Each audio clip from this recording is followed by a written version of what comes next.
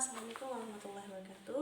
Let me introduce myself. My name is Zahwa Azhar Aziza with student ID number 242131098. I want to review this journal. The title of the journal is Rational Economic Islam Law Legislation in Indonesia, Shaping Political Legal Dynamics Post-Reformation 1999 until 2020. The journal was written by Junaidi Abdillah, Ahmad Zubairi, and Nurul Huda. The journal consists of 17 pages. It was published in Taman Litera e-Journals. The journal edition in 2024. It emphasizes on the policy of the law in the context of the basis of political opportunities. Islamic law becomes the law of the state. There are 5 points that written in this journal. That is introduction, politics of Islamic law, theoretical perspective, political and legal discourse, economic rationale in the legislation of Islamic law, and conclusion. I chose this journal because it explores the interplay between legal and political context in Indonesia following the 1999 Reformation. It examines how economic factors influence Islamic law legislation and the broader political landscape during this period. In the journal articles, Rational Economics in Islamic Law Legislation in Indonesia, Shaping Political Legal Dynamics Post-Reformation 1999 until 2020. Junaidi Abdillah explores the significant role of Islamic economic principles in shaping Indonesia legal landscape after the Reformation. The article begins by contextualizing the political change that occurred in Indonesia following the fall of Suharto in 1999, which opened the door for greater religious expression and political participation. Abdillah highlights how Islamic political movements gained momentum during this period, advocating for the incorporation of Islamic values into national legislation. The author examines specific legislative developments that reflect Islamic economic principles, such as laws related to finance, social welfare, and community development.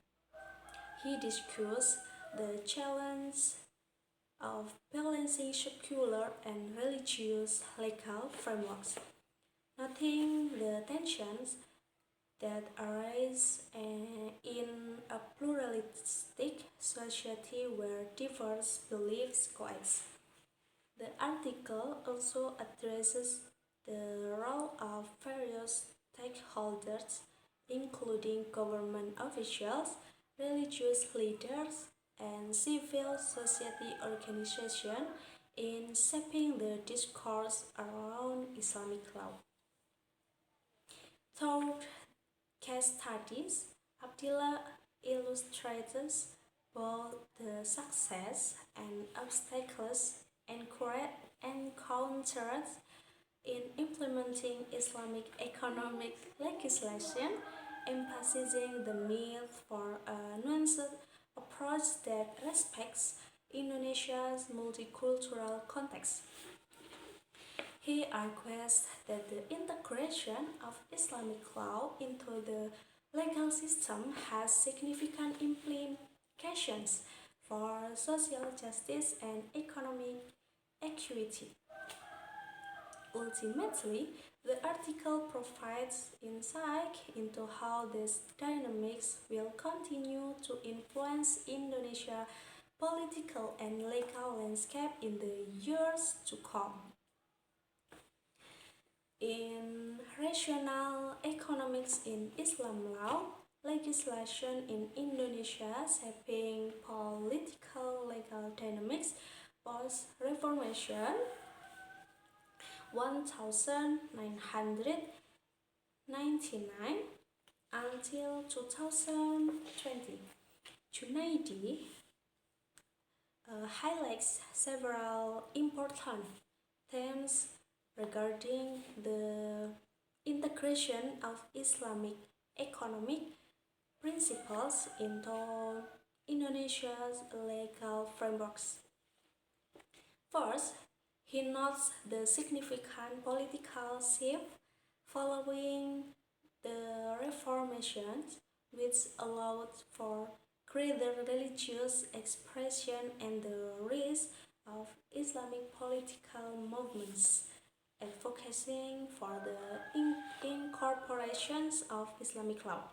The second, the article discusses the complexities of balancing Islamic and secular legal system, emphasizing the challenge posed by Indonesia's diverse population.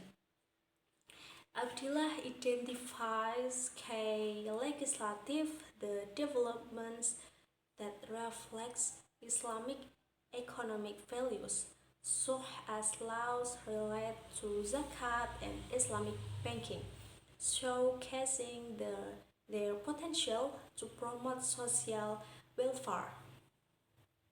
He also addressed the role of various stakeholders, including government officials, religious leaders, and civil society, in influencing the legislative process and public discourse surrounding Islamic law.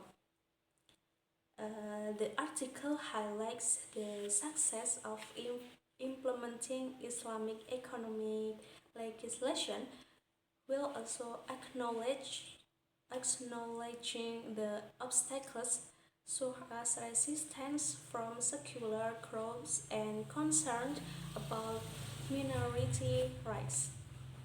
Furthermore, Abdillah emphasizes the importance of dialogue between Islamic and secular frameworks to ensure that legislation is inclusive and equitable.